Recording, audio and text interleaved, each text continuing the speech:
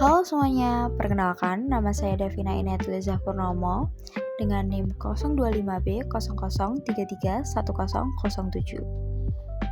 Kali ini aku mau ngebahas soal quiet quitting.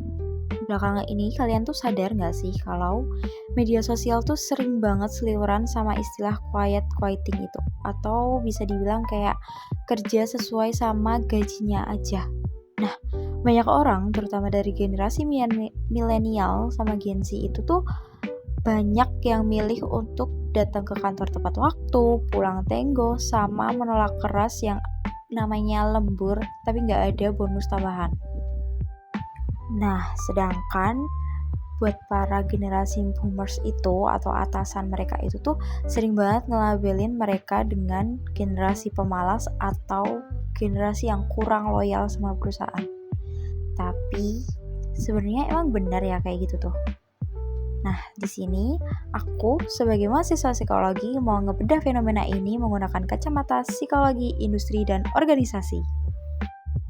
Nah, pertama-tama kita harus ngelurusin dulu nih apa arti quiet quitting. Kalau dilihat dari kacamata psikologi, industri, dan organisasi, quiet quitting itu bukan berarti karyawannya benar-benar resign atau keluar dari perusahaan. Tapi secara psikologis, fenomena ini tuh sebagai bentuk reduksi secara sadar terhadap organizational citizenship behavior atau OCB. Artinya apa?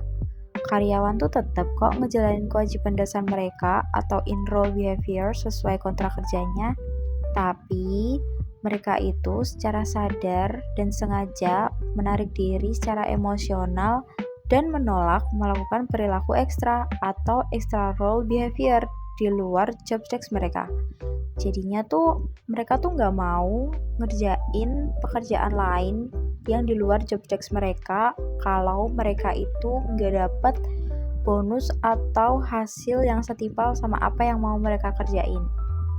Nah, menurut penelitian dari Boy dan Surmeli tahun 2023, ini tuh terjadi karena adanya pergeseran psychological contract atau kontrak psikologis antara karyawan dan perusahaan pasca pandemi. Tapi sebenarnya kalian tuh penasaran gak sih kenapa kok tiba-tiba motivasi mereka itu buat ngasih performa ekstra ke perusahaan itu hilang?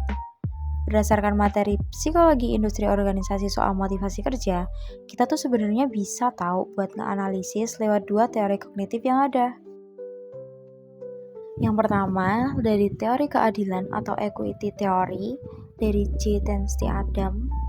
Dari teori ini tuh bilang kalau sebenarnya manusia itu selalu ngebandingin rasio antara input sama output yang mereka dapat, di mana inputnya itu ada waktu, tenaga ekstra, sama stres yang mereka dapat, dan output yaitu gaji, fasilitas, dan apresiasi yang mereka dapat dari perusahaan.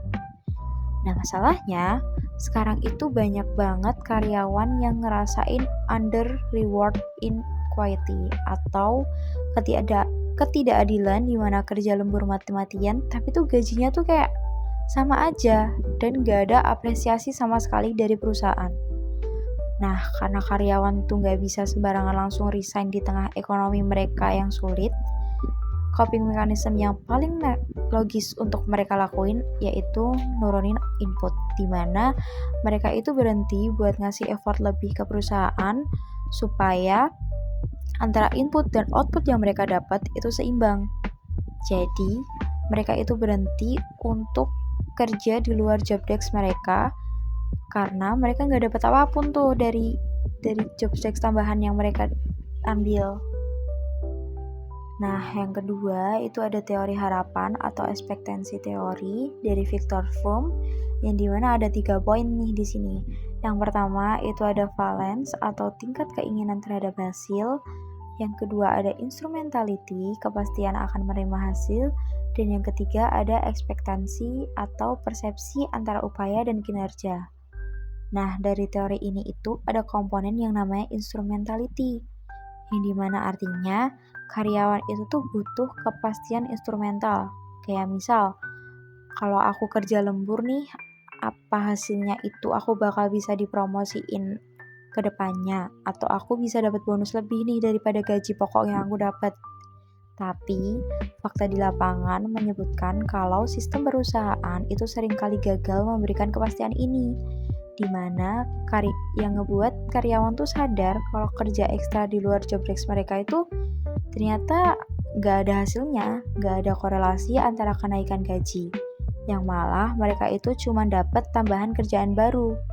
Karena ekspektasi hasilnya nihil, maka motivasi buat mereka kasih performa lebih ke perusahaan itu pun menurun. Dan disitulah akhirnya lahir perilaku quiet quitting ini. Nah, hal ini itu sangat didukung sama data empiris yang ada. Dalam data terbaru dari Santoso dan Pratiwi 2026, pada karyawan di Jakarta, ditemukan bahwa quiet quitting ini sangat berkaitan sama kelelahan bekerja atau burnout dan ketidakamanan kerja atau job insecurity. Mereka pakai konsep conservation of resource theory yang ngebuktiin kalau karyawan yang melakukan quiet quitting ini tuh justru biar mereka melindungi kesehatan mental mereka dari burnout yang jauh lebih parah. Jadi, ini tuh adalah bentuk mekanisme pertahanan dari konservasi energi. Bahkan, artikel terkenal dari Harvard Business Review oleh Zenger dan Volkman pada 2022 menyimpulkan dengan tajam kalau quiet quitting is about bad boss, not bad employees. Fenomena ini tuh akibat dari kepemimpinan dan sistem yang buruk, bukan karena sifat malas individu karyawannya. Yang terakhir, sebagai kesimpulan, quiet quitting ini tuh sebenarnya sinyal alarm yang keras bagi perusahaan. Manajemen dan praktisi HR itu nggak bisa sekedar menyalahkan karyawannya aja. Solusi dari psikologi industri organisasi yang harus dilakuin organisasi adalah yang pertama, bisa memperbaiki sistem kompensasi dan reward biar adil dan transparan untuk setiap extra role behavior dan menciptakan psychological safety dalam tim, juga menata ulang ekspektasi beban kerja yang realistis. Nah, sekian dari penjelasan aku. Semoga analisis ini bisa memberikan insight baru bahwa memahami perilaku karyawan tidak bisa dilakukan hanya dari permukaan aja, tapi juga harus melihat dinamika sistem organisasinya. Aku Davina Inayatul Purnomo, izin pamit dari penjelasan kali ini. Terima kasih banyak atas perhatiannya. Sampai jumpa.